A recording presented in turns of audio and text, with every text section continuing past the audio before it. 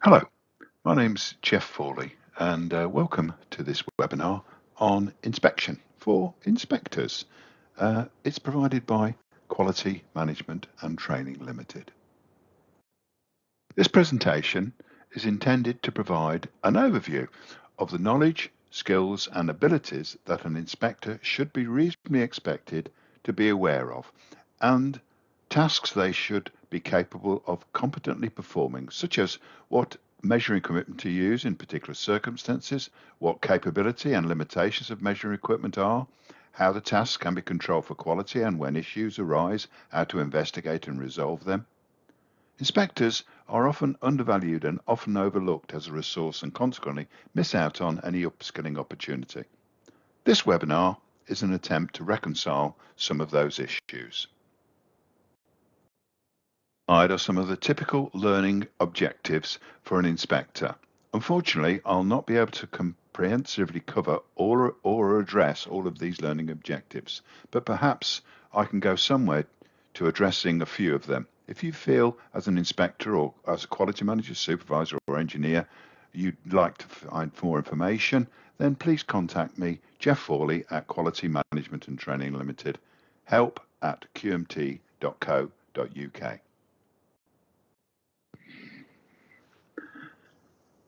This is a statement from a Scottish scientist, Lord Kelvin, who you might recognise from degrees K in temperature, starting from absolute zero.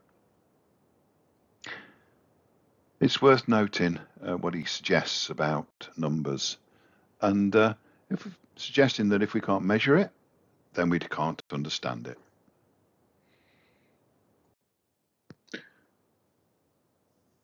We're told that with the System International Base Units, all measurements can be derived from these 6 fundamental units: mass, the kilogram, the meter, length, temperature, degrees Kelvin, not degrees C, that's derived from the boiling point of water, as opposed to degrees K, which is the absolute 0 point, electrical current, the ampere, luminosity, candela, and time, the second. Look at each of them in turn. Here we've got length, 1 meter, or one possibly in imperial units, that will be known as a yard. And originally there was a bronze bar. You'll find it still in Trafalgar Square, which was in the UK, which is exactly 1 yard long. But today we don't use physical dimension. We derive it from the definition that you can see in the text on the screen. And we can get enormously accurate in terms of these measurements, often using light, as you can see this Maury fringe effect in the diagram showing an optical flat and 2 slip gauges, which we'll learn about later on in our presentation. Okay, let's get an idea of what we mean by these sizes. So the unit could be 1 meter, that's 1,000 millimeters. Turning that into imperial sizes, then 1 inch equals 25.4 millimeters, and 1 meter is 39.37 inches long. We can also think about hundreds of millimeters, and bearing in mind that 100th of a millimeter is less than the thickness of a human hair. Human hair is around about 0.05 millimeters, possibly a little larger in size. So just get a concept of what we're talking about here. And also we kind of glibly talk about measuring in microns. That's a thousandths of a millimeter, and that's getting towards the wavelength of light. So you're talking about things that we can't actually see because it's less than the wavelength of light. That means we've got to have other means of doing measurement other than mechanical means, and we've got to start using light as a means of making measurements at these very fine levels. Just out of interest, did you know there's a Chinese inch, and it's 33.333 recurring of a millimetre. Temperature, measured in degrees Kelvin. There we've got it again. I've got our definition associated with degrees K, and that's the absolute zero point. We cannot get below minus 273.16 degrees C. You can't get below that. How much higher than that you can go, I'm afraid I don't know. But there are practical means of measuring these temperatures that you can see listed on the slide. To consider temperature when trying to measure to fairly small values, and in the table that you can see on the slide, we can see the sort of changes of temperature that can take place. So where we've got a 1 meter length of carbon steel, then if there's a temperature change of 50 degrees, which is obviously quite a lot, then that will, with 1 meter, that will give us an increase in length of 0.5 millimeter, approximately, which, generally speaking, may not be seen as an issue, apart from if you're on a railway track or on a bridge, where the lengths are certainly significantly longer than 1 meter, and therefore the increase in length will be quite significant. In terms of us handling components when trying to measure them, the 10-degree change is possible, and in that case, a piece of carbon steel length of 100 millimeters will increase in size by 1/100th. There are other thermal expansion values that you can see in the table. Current, electrical current, ampere. You can see in the diagram how we measure that. That's the force applying a certain constant current to a balance, and we measure the force that is induced. Luminosity intensity, candela, and here we've got a diagram of how we measure the candela, and also there's a definition that we can see in the text on the slide. Time, seconds, used to be based on the rotation of the Earth 1 day. Today we've got slightly more sophisticated means of establishing time, seconds, and you can see there that the vibrations of a particular element are measured, and those vibrations are very, very specific and enormously fast, and we can see from that, from the table, just how fast they are, and from that we can derive what 1 second is. So have a look at some definitions. Metrology, the science of measurement, basically, and that's what we're going to be looking at over the next few slides. Inspection we'll look at a little bit later on, and that's basically to determine conformity to requirements. And we'll have a look at how what those roles and responsibilities are in a few slides on. Test, determination according to the requirements for a specific use or application. So this is about its ability to deliver its functional requirements. A functional test. Quality, not the standard definition, but my definition is to specification delivered on time, that it provides value for money or price, and that it is supported. And again, we'll look at those dimensions of quality in a few slides' time. Quality control, we'll have some slides on that as well, and it's the means by which we fulfill these quality requirements. Here's some measuring equipment, rather basic measurement equipment. We can see some calipers here for measuring outside and inside dimensions. And we can also see a micrometer for taking outside dimensions. And we can use those calipers with a ruler for fairly inaccurate, if you like, measurements, probably to about half a millimeter, depending on your eyesight. This is one of our basic pieces of measuring equipment called a micrometer, and there are certain rules, certain orders that we should follow in taking a measurement. Firstly, we should clean the part and the measuring instrument surfaces. Clean the part and the measuring instrument surfaces. We should avoid excessive handling so that we don't heat the part. Use the ratchet when taking the measurement so we've got equal pressure on the surfaces, and ensure the measuring surfaces are in contact and flat against the surface. This is a depth micrometer, and these come in various lengths and sizes, rather like the micrometer, which comes in sizes of 0 to 25, 25 to 50, 50 to 75, and so on. And the depth micrometer similarly, it is 0 to 25 millimeters normally. And you can see in the diagram there that the micrometer, when fully wound out, would make sure that that pin is flat with those surfaces that you can see on the drawing in the picture. We need to be careful with this making these readings unless you've got a digital micrometer that's got a display, because these work in the opposite direction from our normal micrometer for measuring outside diameters. These measure depth. Measuring outside dimensions is relatively easy. Inside dimensions not so, and we can use these bore micrometers to take measurements of inside dimensions, bores.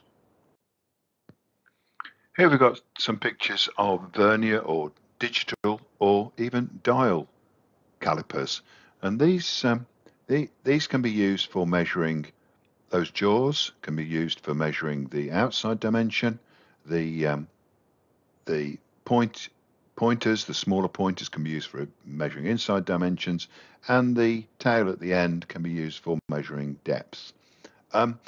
We don't use vernier calipers these days, although the picture shows one. We're not very keen on using those. They're not very accurate, but we can use digital ones, and we can use dial calipers as well. These calipers can be used in a variety of manner. One for measuring outside diameter, as you can see in the bottom left, bottom right for measuring inside diameter, and also they can be used for measuring height. And as I said before, the tail of those calipers can be used for measuring depth. Indicators or comparators. Indicators and comparators can be used for comparative measurement. In the top right, we can see a picture of a dial gauge, and we can use those in conjunction with our slip gauges. I'll talk about slip gauges a little bit later on.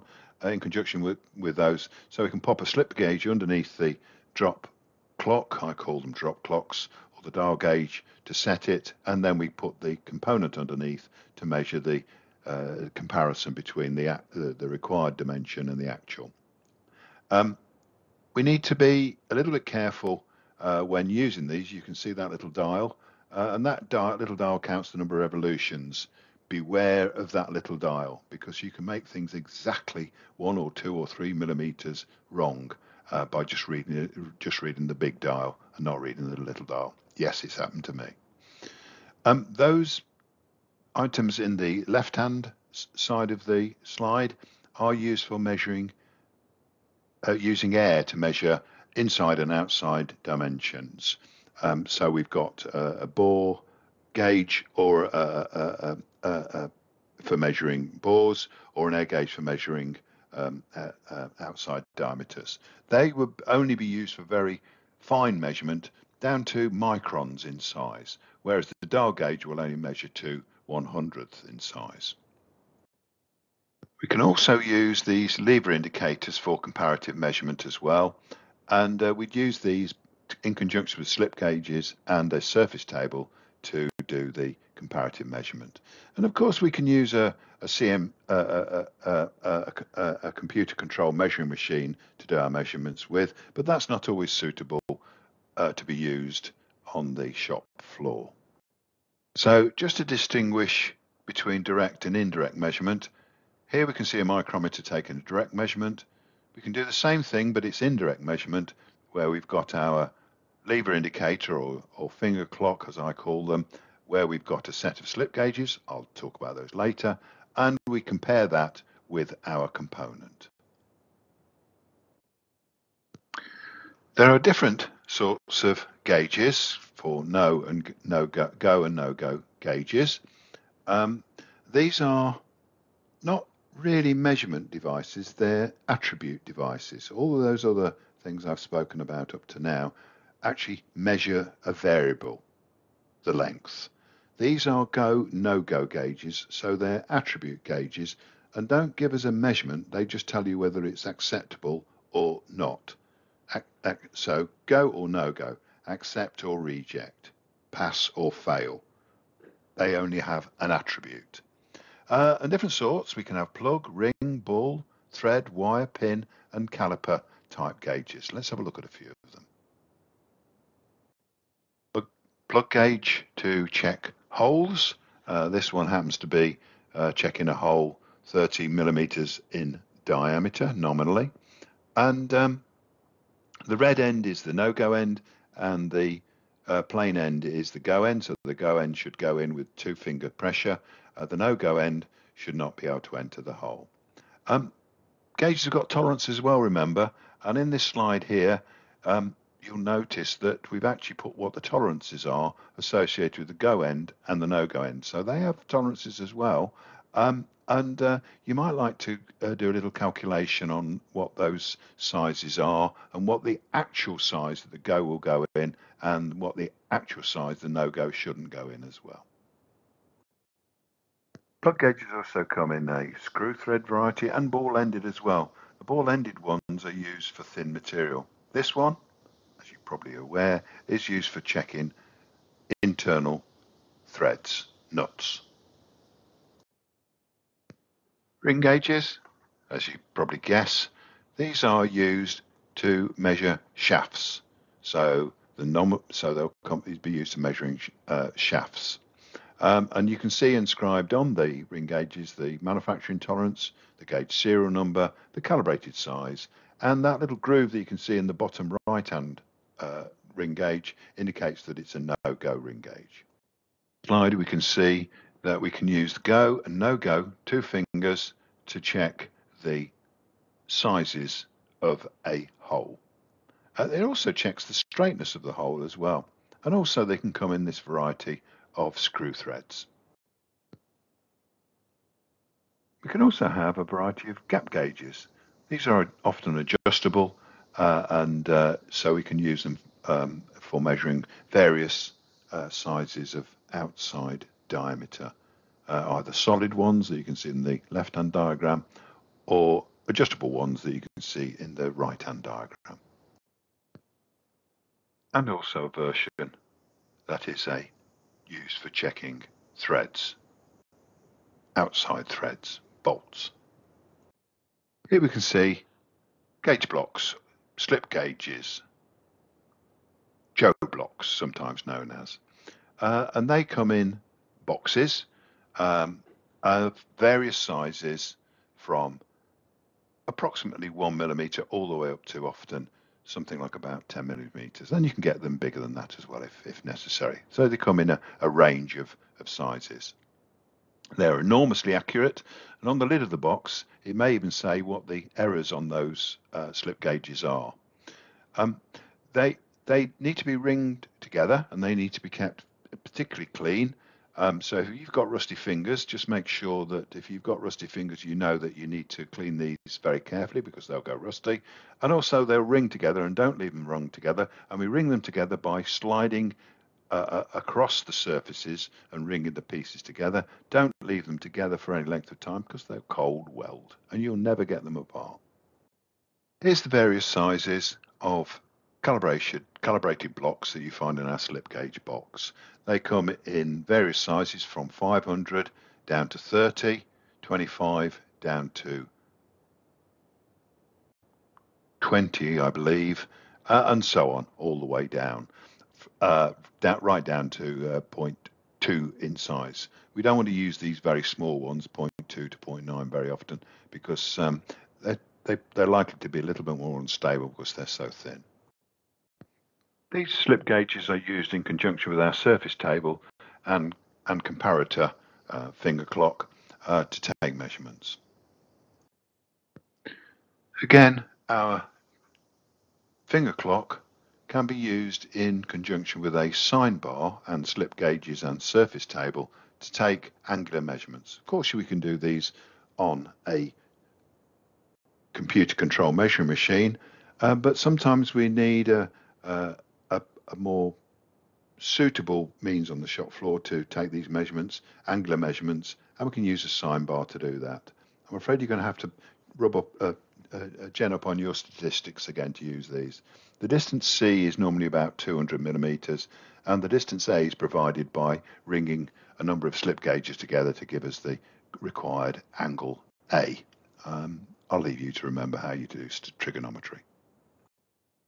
Here we can see boxes of pins and wires. These are used to check hole dimensions and hole pitches, so we can pop them in the holes in our component and measure over them to find out what the pitch of the holes are. And also we can use these pins on the ends of micrometers to measure the thread sizes. So rather than gauging the thread size, we can actually measure the thread size if we want to control it for quality. So look at geometric shape, flatness, roundness, surface finish, general finish, squareness, etc. Straightness. We can use a surface table and slip gauges to measure straightness, mounting the slip gauges supporting the edge that we want to measure, and slide the slips underneath. There is a means of doing it by supporting the slip gauges on a 10 and 11 mil slip at those two extremities, and we can actually do some measurements with the various steps in between. Squareness, again, we can use our computer control machine, but on the shop floor that might not be suitable. And squareness, we can use these precision squares and bottle squares, and again we can use that in conjunction with slip gauges to check the squareness of the item. Roundness or cylindricity, important for pistons, anything that runs on a bearing. Otherwise we can potentially induce roundness and vibration. These are fairly typical out of roundnesses. Although they're quite special, they are fairly typical. And if you notice, are these two components round?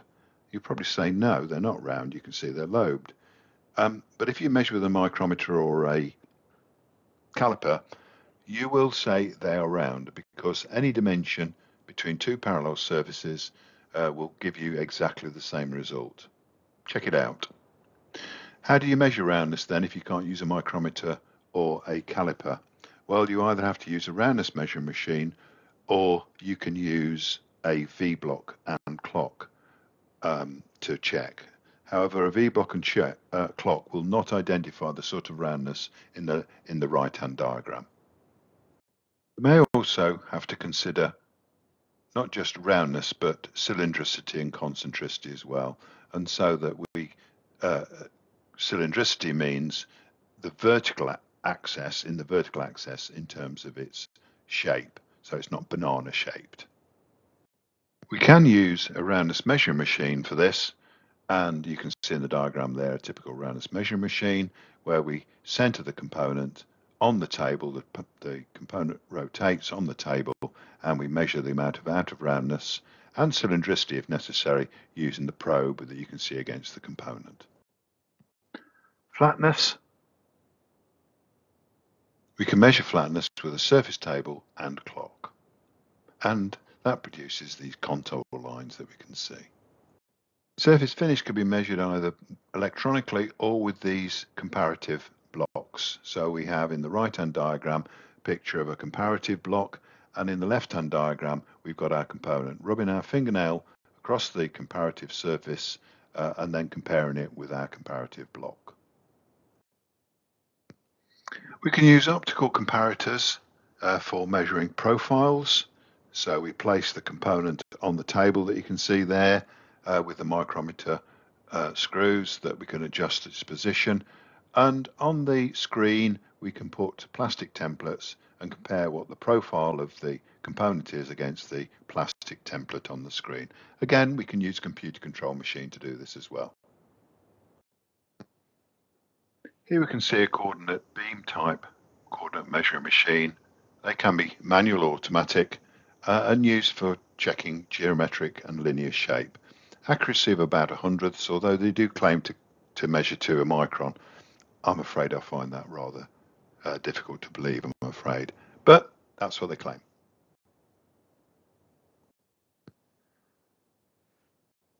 Physical properties of materials. We can do hardness testing. There's a Brinell, which uses a ball, or a Vickers, which uses a diamond. Beware, they give two different results, and so we need to be careful which one we choose. Materials which are softer than steel, you normally measure using the Shore hardness scales, using a very similar instrument to the Brinell or Vickers hardness tester, but these can be handheld. And we can take measurements on the Shore scale, and we can see the Shore scale here from 0 up to 100. Continuing our theme of non-destructive testing, here's a variety of non-destructive tests that can be performed, from dye penetrant through to electromagnetic and so on. I'll talk about visual inspection a little bit later. Okay, inspectors need to understand the specification and how to interpret it. Let's talk about reading the drawing and geometrical tolerancing, so that you'll understand how to understand an engineering drawing, understand the principles of geometric tolerances. There's a British standard for it. Understand the symbols and notation, and also how to measure those particular characteristics. How can we carry out those measurements? Here's a fairly typical engineering drawing. This is a third angle drawing rather than a first angle, and we've got the drawing number and the revision. So we need to be able to interpret this drawing so that we can take the various measurements that we want to take. On this slide, we can see the various geometric tolerancing symbols that are used on the drawing for form, orientation, location and runout, and also the symbol associated with their datum, so that we know what we're referring to, so datum A or datum B and so on. Let's have a look at tolerance frames. So here we can see the tolerance frame that in the symbol, that curved symbol means profile, and next to it you can see the tolerance frame. That's 0.02. So we can see that profile of that pointed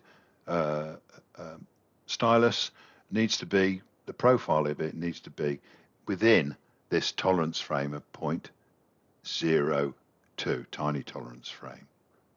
How could we measure that? Well, we could use a projector, or we could use a computer control measuring machine. In this circumstance, I think I'd prefer to use a projector. Here's an example of using datums. So these 6 20mm diameter holes need to be positioned 30, 60 millimeters away from those two datum faces A and B. And the amount by which they can vary, the tolerance zone in this case, is, as you can see, is 0.2. Let's talk about accuracy and measurement. And what we're going to understand is how accurately we can measure. We're also going to understand some of the concepts quantitatively, not qualitatively, in terms of gauge repeatability and reproducibility and what its effects are. No measurement is correct, and we need to understand how incorrect our measurements are.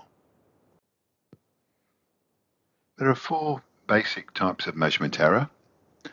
There is bias, where the result is biased in one particular direction or the other. For example, I don't know if you've heard of bowling balls. They're quite popular in the UK, where if you put a bias on the ball by putting a weight either on the side of the ball, so that depending on which side of the ball has got the bias on, it will either bias to the left or the right, and in a fairly consistent manner. In a bowling ball, that's fairly stable, but if that bias is variable, then it will be unstable. Instability. Linear is bias over a range of measurements. With a micrometer, we measure a 0 to 25 micrometer, and we want to know that that micrometer is linear. How do we do that? Well, we measure it at 0 by closing the jaws together, and we also put a slip gauge in to measure at 10 and 25 millimeters, so they know the linearity is okay over the range. Repeatability, ability of an operator to consistently measure. Reproducibility, now we're talking about the gauge and its ability to consistently measure accurately. Pieces vary from one another, and we can see in this diagram, if we measured the height of people in a classroom, then the first person might be, say, 150 centimeters tall. The next person might be 180 centimeters tall. The next person is the same size that we found in with the first person, 150. The next person might be 160 tall, and so on. If we continue to do those measurements, they'll form a pattern. And if it's stable, it's called a distribution, a normal distribution. These distributions can vary in terms of location, spread, and shape, otherwise known as location, average, or mean. Remember the word average. Spread, or otherwise known as range, or standard deviation, or deviation, or variation. Remember the word range. And they can also change instead of shape. Skewness to the left or right. We can use this information to establish the process capability. The capability of the process to produce a specification. So here's our normal distribution that we've just created. That was associated with heights in a classroom. This is associated with the diameter of a component. And we can compare that with the actual tolerance. So the process capability, what the process will produce, knows nothing about the tolerance. It's not aware of the tolerance. It does not know the tolerance. So when we compare it to the tolerance, that we can make some sort of comparison between our requirements and what the process can produce. And we say if it's got a CPK value of 1, that means there's a 1 in 1,000 chance of making a defect, which is fairly remote. Here's some typical process capabilities from forging all the way through to lapping and their associated ability to meet the specification, produce the specification. In this diagram, we can see that the total variation is made up of two factors, the parts variation and the gauge variation. So the total variation is the addition of the parts variation and the variation in our ability to take the measurements, which is also associated with the reproducibility and the repeatability of the operator and the gauging equipment. When we do our studies and find our process capability, our CP and CPK values, that's all well and good, but that, as I've already said, includes the variation in the reproducibility and repeatability of the operator and the measuring device. We need to make sure that the comparison between the amount of error that is produced with gauge repeatability and reproducibility is acceptable. Under 10% difference is acceptable. 10 to 30% error associated with the gauge R&R would be unacceptable. And if the percentage is 30% of the variability is down to the gauge R&R, then that needs improvement. Here are the results of a gauge reproducibility and repeatability study. They look very complicated, but they're actually quite straightforward. But that's a typical process capability study, and gauge reproducibility and repeatability study. Okay, finally, let's move on to quality control and inspection techniques. According to Shingo, the inspection techniques are sorting and judgmental inspection. That segregates the parts, but it can be considered wasteful and a traditional approach to inspection as well, unfortunately. And the problem with it is it doesn't stop any more further defects being made.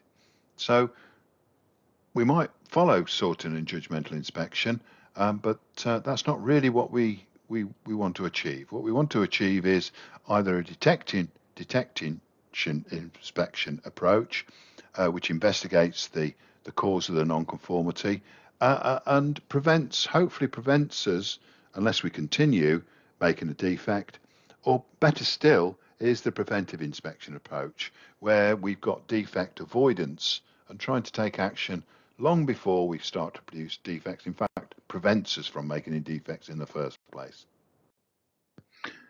This approach is known as the Japanese approach, pokiyoki, otherwise known as mistake proofing. Whilst we can measure things, these are devices that we've got available to us to avoid us making a mistake. Typically, an electrical plug is an example of that, and we can see from our electrical plug that stops us, prevents us from making a mistake, prevents us from making something wrong. So it's an automated inspection technique, if you like. Here we've got an example in a car park. Is that a preventive approach to making sure we don't make a defect, dent in the car, or is that detective? Which is it? Well, it's detective, isn't it? Because we can bump into those signs and carry on going and produce a defect by crashing the car into the roof of the parking bay. So it's a detect, whereas the plug is prevent. There are many pokiyoke, foolproofing, mistake proofing devices around. Just go search for them on the internet. So what is the purpose of inspection? Well, it's to interpret the specification, to interpret the drawing, to take a measurement of the product and compare one with two, interpretation of the specification with the requirements of the product and what so actual condition and required condition.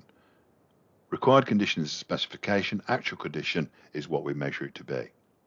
So we can then make a decision, whether it's a conformance decision, a fitness for use decision, or a communication decision. Taguchi, you may have heard of him, I don't know, but he says that the most important aspect of this is the fitness for use decision. We can get too hidebound by this conformance decision. We want to reduce variation to our absolute minimum, and we want fitness for use. Sometimes inspectors get too focused on the conformance decision and forget about the fitness for use decision. Let's have a look at some typical stages for and approaches to inspection. Let's look at goods inwards inspection first. We'll do visual inspection next. So we may be aware of goods inwards inspection. I question its value, I'm afraid. So here we've got a particular, because the maths is against us. Here I've got a calculation associated with goods inwards inspection, where we've got a typical situation where we've got 100 suppliers. We get 100 batches from each of those suppliers per month. There's 20 components in each batch, and there's 100 features to be measured. If you multiply those things together, that gives you 20 million features per month to be checked. Find out what your goods inwards volumes are, and do the calculation for yourself. You'll be staggered by the numbers. By the way, that 100 features is quite usual. That's probably about the average for a component drawing. There are about 100 different features on there. What can we do about this? Well, we don't have to check every supplier. We don't have to check every batch. We can take samples. We can use the BS 6001 sampling table to take samples. We only check critical features. Well, who decides which supplier to to check, who decides which batch to check, who decides what to sample, and who says what the critical features are. Is the inspector supposed to know what the critical features are? I very much doubt he'll have a clue. And so what's the value of goods in with inspection? We need to make sure that this inspection is done back at our suppliers. And at Goods Inwards, I think the best we can do is check for paperwork, identification, quantity, and damage. And to do more than that, I think we're kidding ourselves. So inspectors, Goods Inwards inspectors, you might think I'm challenging your role. I'm not. What I'm saying is this is the limitations that you should be aware of as an inspector. And whilst we're talking about limitations of inspection, how much visual inspection do you do? How much visual inspection do the operators do? I don't know whether you've ever tried this, but there's a little test for visual inspection called Count the E's. What could be easier than counting the E's in a paragraph or something like that? So the specification that we need to check for is identify the E. The inspector, have a time expectation to complete. We need to do a certain number a day in terms of our visual inspections, and so I've given you a time limit to complete your count of the E's of 1 minute. What could be easier? You've got 1 minute to count the E's in the next slide. Away you go, count the E's. I won't wait for the 1 minute to be up. I'll let you can do that. But I'll guarantee you'll get it wrong. And if you take 10 people in a room and ask them to do the same exercise, they'll get it wrong. Why? Because you'll miss the E's out of preposition because you expect them to be there, because you'll get bored with doing the exercise, and because it gets quite laborious exercise to do. So you didn't do very well on counting the E's. Well, I'm predicting you won't. Is this what happens in real life when you're asking other people to do visual inspection, or are they likely to get it wrong, just as you did when you were counting these E's? Visual inspection does not exist and never will exist. Visual inspection is only a stopgap. It does not resolve the problem. They will miss things. Inspection or quality, like everything else, needs planning. What should we plan for? Well, we should understand the steps. What are the steps associated with it? What steps actually require inspection? What level of inspection are we going to do? None, sample, 100%. What characteristics are we going to measure? What's the criteria for those characteristics? What type of inspection or test are we going to use? How are we going to classify things? How are we going to label things? What happens with rejects? What happens with disposition of material? What equipment are we going to use? What sample size will we take? And selection and what frequency will we take those samples? And what will be the recording method? Tally charts, control charts. So it needs planning. We need to understand what these steps and stages are. And also broaden it out a little bit further, where as inspectors, we measure things. That's our job. But is that all of it? Should we be considering other aspects of the particular activity that we're investigating? We could measure, obviously, that particular activity, but sometimes we need to think about it in a slightly more broader term, maybe an audit or an assessment of that particular activity. I'm not talking about the process now. I'm just talking about individual assembly or manufacturing stage task. And what we've got here is a table on which we can put the information that we should be checking. And the way in which I put the information onto the table is against our 6 M's: men, material, method, machine, measurement, and Mother Nature, otherwise known as environmental issues or health and safety issues. On the left-hand side, we've got start right, keep right, finish right. What must we do to start right? What must we do to keep it right? And what must we do to finish right? That's from a gentleman named Kaplan, who invented this quite some while ago, this concept of start right, keep right, finish right. And what I've done is I've put together that with this 6 M's, men, material, so on, across the top, and down the left-hand side, start right. So what do we mean by men in terms of starting right? Well, we need to make sure they're competent, they're trained, we've got records of this information, and they may have a task certification, like a welder certification or something like that. Keep right, we might monitor them or appraise them, making sure they're keeping right. And at the end of that, we might want to finish right in terms of lessons learned. Let's have a look at that in terms of material. So quantity, quality, starting right, making sure it's available, it's identified, making sure we understand the requirements. Keep right, maintaining the supply, required conditions are met. Finish right, disposal, and so on. So you can get the idea. Maybe it might be worth thinking about this table associated with a particular task or activity that you are responsible for as an inspector, and making sure that all of that information is readily available to us. And when we find faults, what should we do? Well, at the scene, we should confirm the measurement, the actual condition.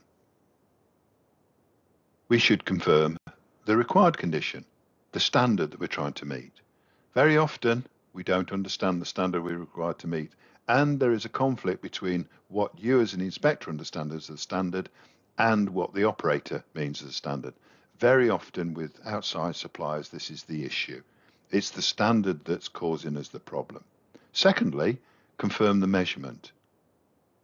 And by this, we need to confirm that the measuring method is both understood and capable. And again, often with inspectors, we find the inspector has got one measuring method and the operator has got another, or even the supplier has got a different measuring method. And that's where the source of our problem lies. Once we've established that the part does not meet the required condition, and the measuring method is in itself accurate, then now we need to establish the significance of this failure, the scope, where, when, duration, and the consequences of this failure, and make that judgment. But do not do that until you've confirmed the standard, the actual condition, the required condition, and the measuring method. And finally, go and look. Go to the scene.